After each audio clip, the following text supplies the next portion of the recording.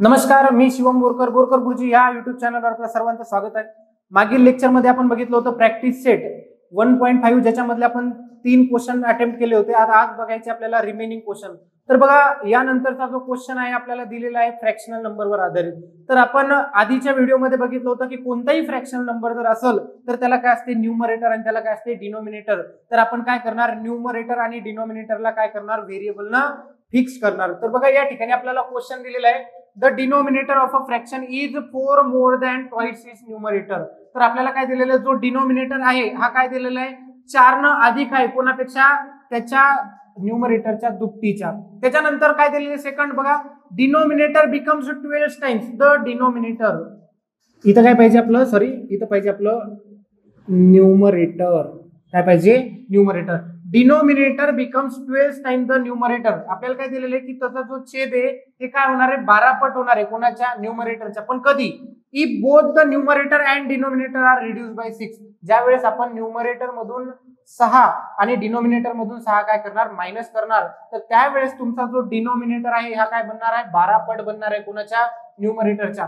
तर आपण बघितलं होतं की कोणताही फ्रॅक्शनल नंबर असेल तर आपण काय कन्सिडर करायला सांगितलं होतं, न्यूमरेटर x आहे आणि डिनोमिनेटर काय आहे, y आहे। म्हणून let numerator of a fraction is x and denominator is y। म्हणून त्या ठिकाणी आपला जो फ्रॅक्शन बनल तो काय बनल, x अपॉन y। त्याच्यानंतर बघा, जी आपल्याला कंडिशन दिलेली आहे, फ्रॉम फर्स्ट कंडिशन। तर बघा, या ठिकाणी कंडिशन अशी दिलेली आहे, काय दिलेली आहे बघा, जो डिनोमिनेटर आहे, डिनोमिनेटर या ठिकाणी आपण लिहिणार डिनोमिनेटर काय आहे, 4 मोर दॅन। आपण मागील लेक्चर मध्ये सांगितलं होतं more than, greater than, increase, हे जर शब्द येत असेल तर आपण काय करणार, प्लस वापरणार। प्लस काय वापरले, 4 कोणाच्या, ट्वाइस इट्स न्यूमरेटर। न्यूमरेटर किती आहे, x, त्याची ट्वाइस काय येणार आपली 2x। म्हणून या ठिकाणी 2 इंटू काय करणार आपण, न्यूमरेटर। काय करणार, न्यूमरेटर प्लस काय करणार इथं 4। म्हणून आपला डिनोमिनेटर किती आहे, y equals to 2 into numerator किती आहे, 2x प्लस काय 4। त्याच्यानंतर बघा, हे 2x प्लस y तिकडे गेल्याच्या नंतर काय होणार, minus y।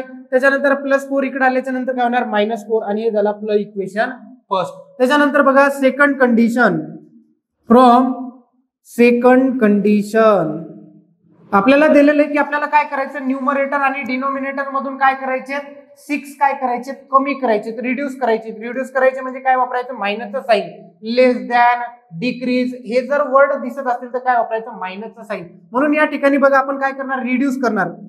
If 6 is reduce from numerator, तर काय होणार आपला numerator, x minus 6। Similarly if 6 is reduce from denominator, तर काय बनणार ते, y मायनस 6। तर आपल्याला काय कंडिशन दिली की त्याचा जो डिनोमिनेटर आहे, म्हणजे या ठिकाणी काय आहे की डिनोमिनेटर काय बनायला लागला, 12 टाइम्स कोणाच्या, न्यूमरेटरच्या। आपण कधी, ज्यावेळेस काय करणार, आपण रिड्यूस करणार 6 दोन्ही मधून, न्यूमरेटर आणि डिनोमिनेटर मधून। या ठिकाणी बघा, डिनोमिनेटर काय त्याचा, y मायनस 6, 12 इंटू न्यूमरेटर काय त्याचा, x मायनस 6। म्हणून या ठिकाणी काय होणार, y minus 6 equals to 12 into x, 12x, बाहेर रक्कम किती होणार, 72। त्याच्यानंतर ह्या व्हॅल्यू आपण पलीकडे घेऊन जाणार व्हेरिएबल x आणि y च्या। तर बघा, इकडे काय 12x प्लस y तिकडे गेल्याच्या नंतर काय होणार, मायनस y। त्याच्यानंतर बघा, हे मायनस 6 या साइडने ऍज इट इज राहतील, मायनस 72 इकडे आल्याच्या नंतर काय होणार, प्लस, म्हणून काय होणार, मायनस 6 प्लस 72। या ठिकाणी काय होणार, 12x minus y equals to किती होणार, 66। हे झालं आपलं equation second.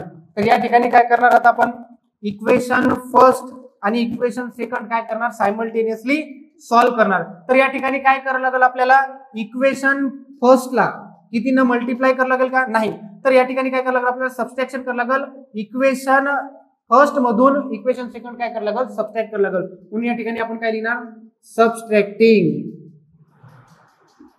Equation second from equation first. काय आपलं first equation 2x minus y equals to -4. त्याच्यानंतर 12x minus y equals to 66. Equation second subtraction करायचं म्हणजे काय करायचं, खालच्या इक्वेशनचे साइन चेंज. प्लसचं काय होणार मायनस, मायनसचं काय होणार प्लस, प्लसचं काय होणार मायनस. 2x मायनस 12x हे किती होणार -10x. Minus Y plus y काय होणार कॅन्सल. -4 मायनस 66 किती होणार -70. त्याच्यानंतर मायनस मायनस काय होणार कॅन्सल. त्याच्यानंतर 10 मल्टिप्लाय तिकडे गेल्याच्या नंतर डिवाइड 70 डिवाइडेड बाय 10. आन्सर काय येणार 7. एक्स ची व्हॅल्यू किती आली आपल्याला 7. त्याच्यानंतर आलेली व्हॅल्यू आपण काय करणार इक्वेशन फर्स्ट मध्ये काय करणार पुट करणार. तर बघा या ठिकाणी आपण इक्वेशन ए मध्ये पुट करू. म्हणून put x equals to 7 in equation. कोणतं इक्वेशन आहे आपलं ए. काय equation y equals to 2x plus 4.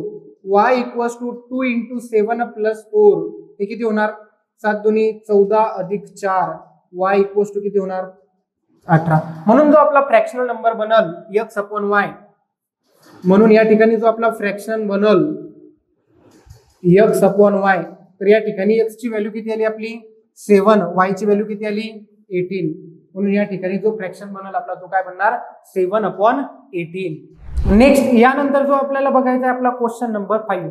तर बघा क्वेश्चन नंबर 5 काय दिलेलं आहे आपल्याला दिलेले 2 types of boxes A and B are to be place in a truck having capacity of 10 tons. आपल्याला काय करायचे 2 टाइपचे बॉक्स आहेत, टाइप ए आणि टाइप बी चे. हे काय करायचे ट्रक मध्ये आपल्याला टाकायचे. ज्या ट्रकची कॅपॅसिटी किती आहे 10 टन, हॅव्हिंग कॅपॅसिटी किती आहे 10 टन्स. त्याच्यानंतर बघा आपल्याला काय कंडिशन दिलेली when 150 boxes of type A and 100 boxes of type B are loaded in the truck, it weighs 10 ton. जर आपण 150 बॉक्स टाकले टाइप ए चे आणि 100 बॉक्स टाकले टाइप बी चे, तर ते काय व्हायला लागलं जे ट्रक आपलं वेट व्हायला लागलं ते किती व्हायला लागलं 10 टन्स. बट जी सेकंड कंडिशन आहे ती बघा काय दिली when 260 boxes of type A are loaded in a truck. जर आपण काय केलं 260 बॉक्स टाकले टाइप ए चे, तर नेक्स्ट काय दिलेलं बघा in a truck it can still accommodate 40 boxes of type B. जर आपण 260 बॉक्स टाकले ऑफ टाइप ए चे, तर जास्तीत जास्त टाइप बी चे किती बसतात 40 boxes. So that it is fully loaded. तर त्याच्यामुळे काय होईल ते फुल्ली लोडेड होतील, म्हणजे त्याची कॅपॅसिटी किती 10 टन, म्हणजे ते पूर्ण कॅपॅसिटी होईल. Find the weight of each types of box. तर या ठिकाणी काय करणार आपण कन्सिडर करणार की let weight of the box of type A is x kg. काय कन्सिडर करणार x kg. त्याच्यानंतर weight of a box of type B is y kg. की आपण काय कन्सिडर केलं एका बॉक्सचं वजन टाइप ए चं किती आहे x kg, आणि जे आपला टाइप बी आहे त्याच्या एका बॉक्सचं वजन किती आहे y kg. तर बघा या ठिकाणी आपण कन्सिडर केलं जे बॉक्स आहे त्याचं वजन कशा कन्सिडर केलं kg मध्ये, आणि आपल्याला बघा कॅपॅसिटी कशी दिलेली आहे टन मध्ये. तर आपल्याला काय करावं लागेल या टनला कन्वर्ट करावं लागेल kg मध्ये. तर आपल्याला माहिती आहे 1 टन इक्वल्स टू किती असणार 1000 kg. मग याचा अर्थ 10 टन किती होणार 10 टन्स इक्वल्स टू किती होणार 10,000 kg. त्याच्यानंतर बघा फ्रॉम फर्स्ट कंडिशन. तर बघा आपल्याला काय दिलेलं आहे की आपल्याला दिलेलं आहे की ज्या वेळेस आपण 150 बॉक्स टाकणार, तर बघा या ठिकाणी आपल्याला एका बॉक्सचं वजन किती आहे x kg. कोणत्या टाइप ए च्या किती आहे x kg, आणि टाइप बी चं किती आहे y kg. तर बघा 150 बॉक्सचं वजन किती होणार टाइप ए चं, जर एका याचं x kg असेल तर 150 बॉक्सचं किती होणार 150 x. त्याच्यानंतर टाइप बी किती टाकले आपण 100, तर या 100 बॉक्सचं वजन किती होणार 100 इंटू वाय 100 वाय. तर हे काय व्हायला लागला ट्रक लोडेड व्हायला लागला, त्याचं वेट किती व्हायला लागलं 10 टन. मग या ठिकाणी कंडिशन काय होणार बघा आपली की 150 x plus 100 y equals to किती होणार आपलं 10,000 kg. तर बघा 150 बॉक्सचं वजन किती होणार आपलं 150 x, 100 बॉक्सचं वजन किती होणार टाइप बी चं 100 वाय, आणि हे वेट किती म्हणते 10 टन, म्हणजे किती 10,000 kg. तर या ठिकाणी बघा ईच टर्म डिव्हिजिबल आहे किती ना 50 न, म्हणून या ठिकाणी करणार आपण डिवाइड बाय 50 तर काय बनणार आहे 3x plus 2y equals to 200 हे झालं इक्वेशन फर्स्ट. सिमिलरली बघा फ्रॉम सेकंड कंडिशन काय दिलेली आपल्याला सेकंड कंडिशन की जर आपण 260 बॉक्स टाईप ए चे तर बी चे जास्तीत जास्त किती बसू शकतात 40 बॉक्सेस कारण की काय होते ते ट्रक फुल्ली लोडेड होत आहे. कसा होत आहे फुल्ली लोडेड म्हणून या ठिकाणी फ्रॉम सेकंड कंडिशन काय येणार 260x plus 40y equals to काय येणार 10,000 काय येणार 10,000. तर बघा या ठिकाणी ई ची टर्म किती न डिव्हिजिबल आहे आपण काय करू शकतो एक तर 10 न डिवाइड करू शकतो जर डिवाइड केलं 10 न तर बघा काय होणार 26x या ठिकाणी काय केलं डिवाइड बाय 10 काय होणार 26x plus 4y equals to हे काय होणार 1000 काय होणार 1000. त्याच्यानंतर बघा हे अजून काय करू शकतो आपण या ठिकाणी ई ची टर्म डिव्हिजिबल बाय आपण करू शकतो 20 न काय करू शकतो 20 न म्हणून या ठिकाणी काय करणार डिवाइड बाय 20 काय होणार आहे 13x प्लस 2y त्याच्यानंतर हे काय होणार 500 या ठिकाणी काय होणार आहे इक्वेशन सेकंड. तर या ठिकाणी आपल्याला काय करावं लागत होतं डिवाइड करायला लागत होतं 20 न कारण की ईच टर्म काय होत होती डिवाइड 20 न. तर फर्स्ट इक्वेशन आणि सेकंड इक्वेशन काय करणार होतं आपण सायमल्टेनियसली सॉल्व. या ठिकाणी आपल्याला बघा y चे कोएफिशिएंट सेम आहेत आणि साइन पण काय सेम म्हणून या ठिकाणी आपण काय करणार सबट्रॅक्शन म्हणून या ठिकाणी लिहिणार subtracting equation second from equation first. काय आपलं first equation 3x plus 2y equals to 200 त्याच्यानंतर सेकंड इक्वेशन काय आपलं 13x plus 2y equals to 500 हे झालं आपलं इक्वेशन सेकंड. त्याच्यानंतर सबट्रॅक्शन म्हणजे काय sign change minus minus minus 3x minus 13x किती होणार minus 10x plus 2y minus 2y काय होणार कॅन्सल.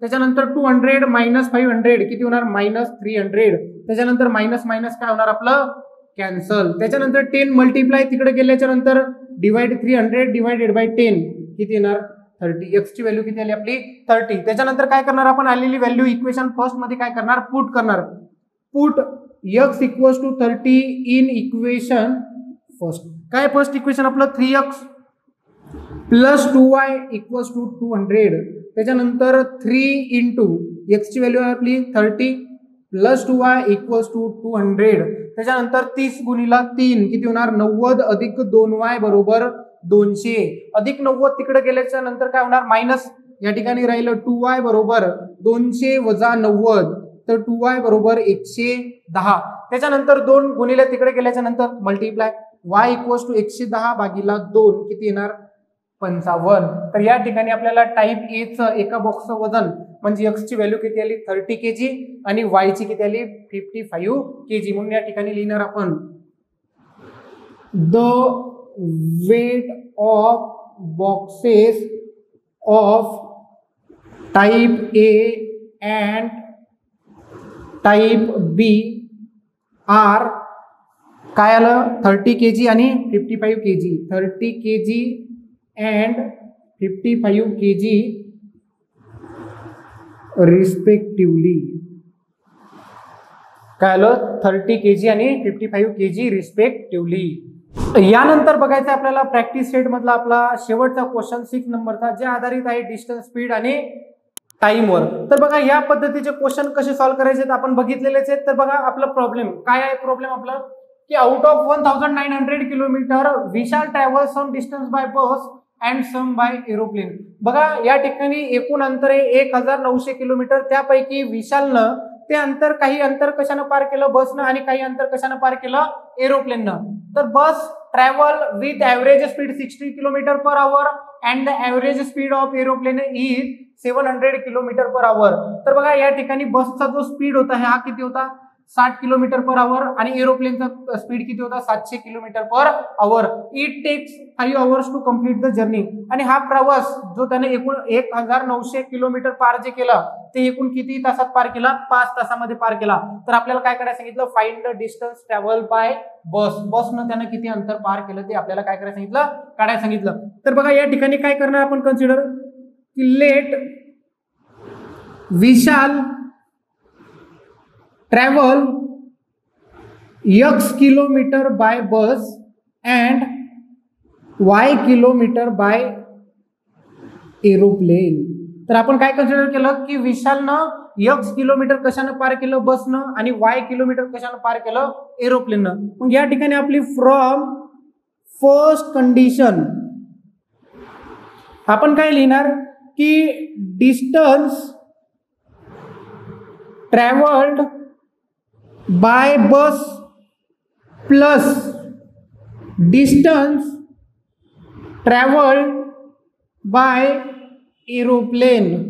हे जे अंतर जे बसनं अंतर पार केलं किंवा एरोप्लेननं केलं हे एकूण किती 1900 किलोमीटर. म्हणून या ठिकाणी बसनं किती अंतर पार केलं x आणि एरोप्लेननं किती केलं y इक्वल्स टू किती 1900. हे झालं इक्वेशन नंबर फर्स्ट. त्याच्यानंतर बघा फ्रॉम या ठिकाणी काय सेकंड कंडिशन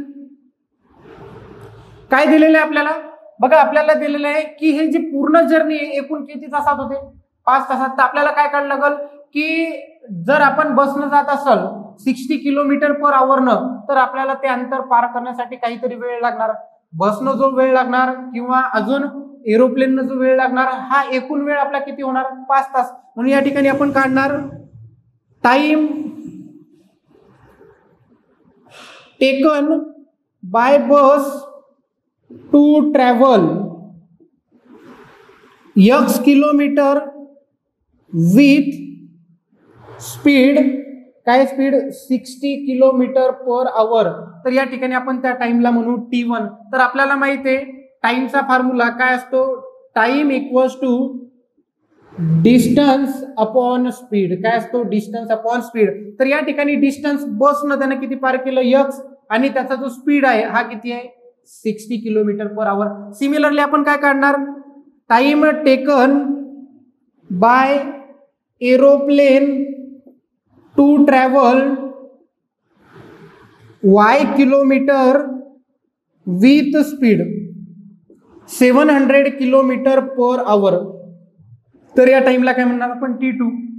एरोप्लेननं किती अंतर पार केलं डिस्टन्स हे झालं आपलं y आणि त्याचा स्पीड किती होता 700. म्हणून या ठिकाणी आपण काय करणार t1 प्लस t2 बसनं लागणारा टाइम प्लस एरोप्लेननं लागणारा टाइम हा एकूण टाइम किती आहे 5 hours. तर या ठिकाणी t1 काय आहे आपलं x upon 60 plus y upon 700 equals to काय 5. तर या ठिकाणी काय करणार आपण cross multiplication 700 into x 700x plus 60y.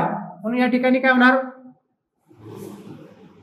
700x plus 60y equals to divided by 60 into 700 equals to काय 5. त्याच्यानंतर ही टर्म इकडं डिवाइड इकडे केल्याच्या नंतर काय होणार multiply 700x plus 60y equals to 5 into 60 into 700. तर या ठिकाणी काय करणार आपण डिवाइड बाय 10 न जर डिवाइड केला आपण तर काय होणार इथे येणार 70x plus 6y.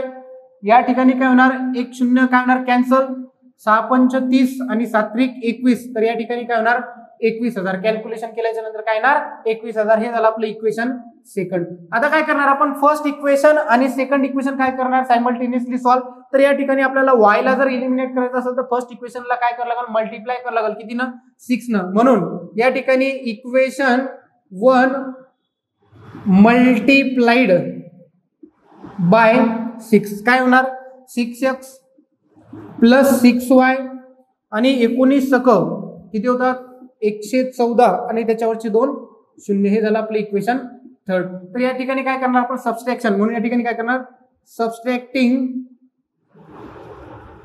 Equation third from equation second. काय सेकंड इक्वेशन आपलं 70x plus 6y equals to 21,000.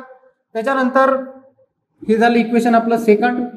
6x plus 6y equals to 11,400 हे झालं आपलं इक्वेशन थर्ड. तर या ठिकाणी सबस्ट्रॅक्शन करायची म्हणजे काय करायचं, साइन चेंज.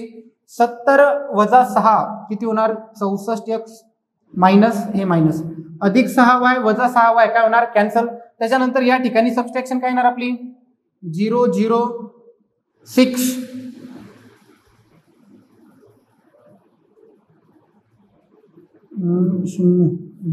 1 गेलं 9. त्याच्यानंतर किती आलं आपलं 9,600. त्याच्यानंतर 64 इकडे मल्टिप्लाय तिकडे गेल्याच्या नंतर काय होणार, डिवाइड. x बरोबर 9,600 भागीला 64. तर या ठिकाणी दोन्ही संख्येला कोणत्या संख्येने भाग जाते, 16 न.